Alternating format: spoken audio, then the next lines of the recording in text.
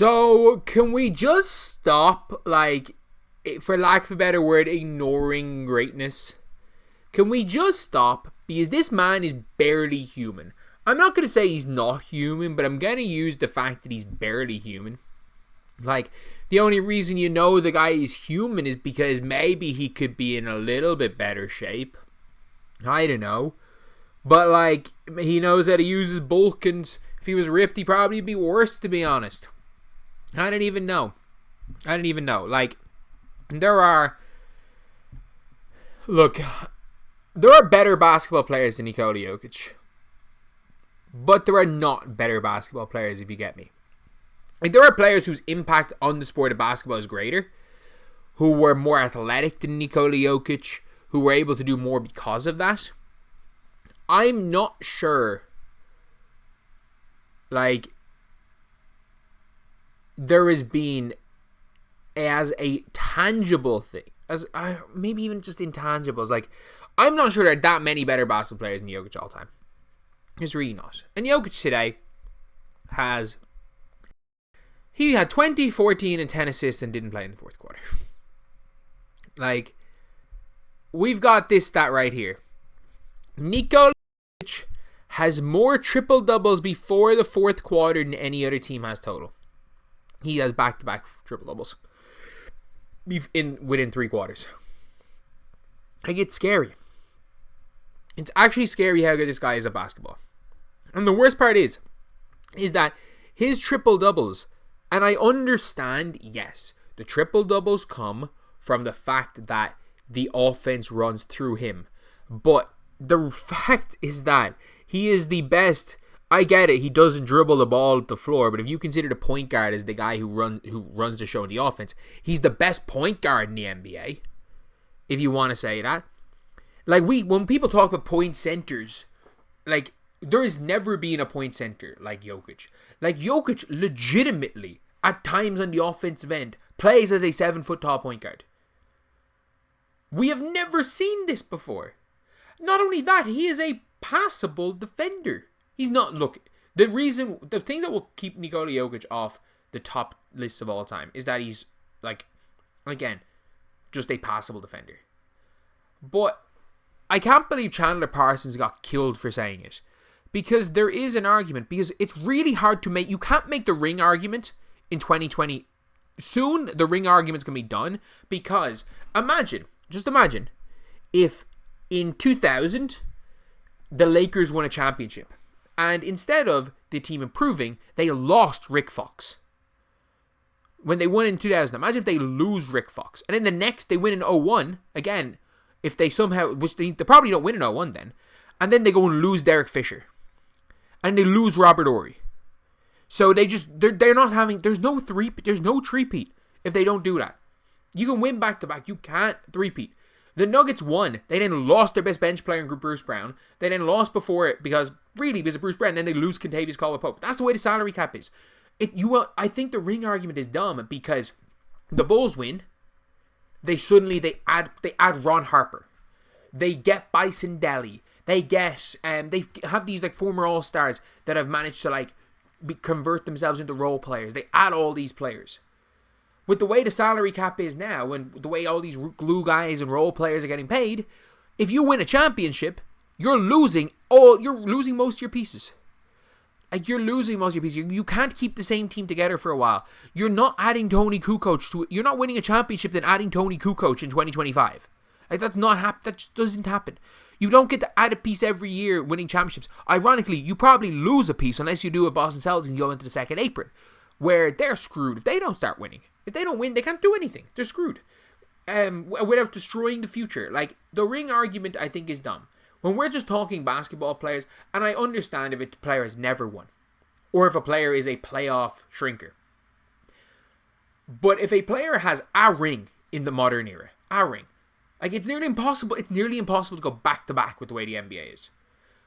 Because you're losing players every single time you do it.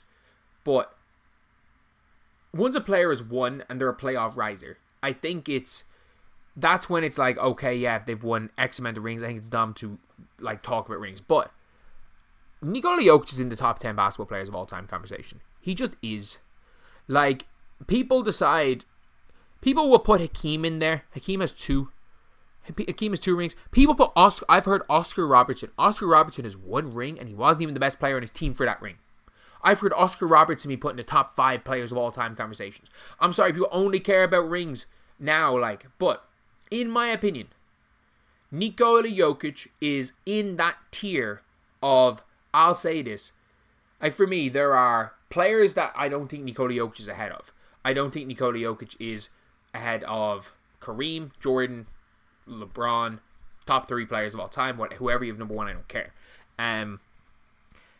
I put him in the Shaq tier.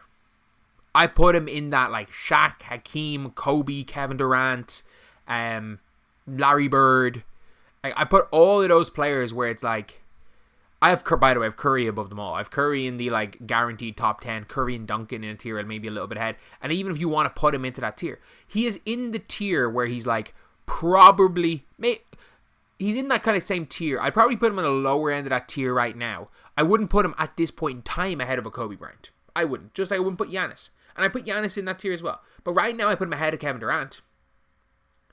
I think Nikola Jokic is a better basketball player than Kevin Durant. I think he's a better player than KD. I think Nikola Jokic is at least a I think he's better than Giannis. I think he's better than Giannis, and he's had a better career than Giannis. I know Giannis is a depoy. I think he's had a better career than Giannis. But like that's the level of player we're talking about here. Like he doesn't have the rings, but he's got 3 MVPs. Potentially could have a 4th MVP this year. And if he doesn't win MVP this year, he could go and win it next year. He's a perennial MVP candidate. And he's doing stuff that is just unheard of. It is unheard of what Nikola Jokic is doing. Like, he is making a 30, 15, and 15 game on ridiculous efficiency in a win seem normal. If like the way Jokic is playing with his averages, if somebody did that in a game on his efficiency, the fact that he's like nearly leading the league in in 3-point percentage as well, while nearly leading the league in points, rebounds, and assists, on a team who's pretty freaking good. Jamal Murray stepping up. His team's probably going to be the 2nd seed in the Western Conference, and he could very easily win another NBA championship. Like, this guy is... We are undervaluing him because he does not look like a basketball player. I'm sorry, if this dude looked like... if this guy looked like DeAndre Ayton. Like, again, DeAndre Ayton was one of the most misevaluated players just because of what he looked like. If this guy looked like DeAndre Ayton, if he looked like he was an NBA player, if he looked like he was a dominant NBA player and he was doing what he was doing, he would be in freaking GOAT conversations already. And I'm not talking... Maybe DeAndre Ayton's a bad example because people are going to try to make this a race thing. Let me just think of just a ripped, looks like a basketball player, white dude. There's definitely some of them I just can't think of off the top of my head that are just monsters inside. I can't think of any off the top of my head, but there's plenty of them. If he looked like one of them, if Jokic had 12% body fat and massive arms and was doing what he was doing, he would be he'd be in freaking GOAT conversations. He's not in GOAT conversations. Peak for peak, you could argue he's in that like Shaq level peak for peak, and I think he's gonna have a longer prime than Shaq. And like we also can't forget that this guy since about 2018 has been, or since 2019 has been the best player in the world conversations. Since about 2019, it's been 6 years, and he's not slowing down anytime soon because he physically can't get that much slower. So I don't like, if Jokic wants to, he could literally play till he's 40. Like, we have not seen anything like this guy. And the fact is, he's not even 30 yet. He's still got another 5 years, at least. And the maddest part about this is he doesn't even like basketball that much. Anyway, I'll see you guys.